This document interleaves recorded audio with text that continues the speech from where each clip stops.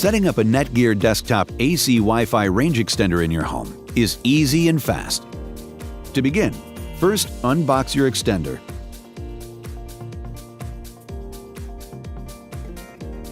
And connect the antennas. For a seamless installation, we recommend that you complete the basic setup in the same room as your current router. The corresponding link rate LEDs will light up solid green when you've established a good connection between your Wi-Fi router and your extender. If your Wi-Fi router supports the 5 GHz band, now unplug the extender and move it to a new location that is about halfway between your router and the area with a poor Wi-Fi signal. The location that you choose must be within range of your existing Wi-Fi router network. Plug the extender into an electrical outlet and wait for the LEDs to light on.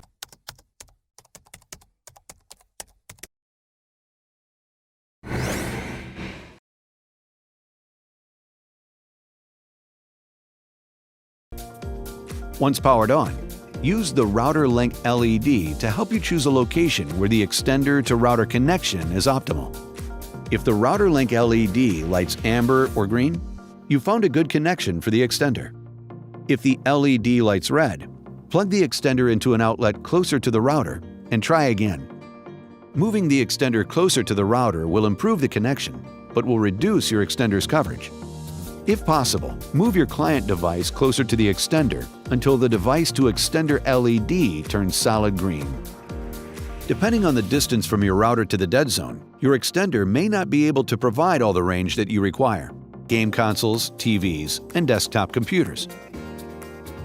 There are many advanced features that can be located in the extender interface at www.mywifiext.net. From here, you can control the range of your Wi-Fi with Wi-Fi coverage control,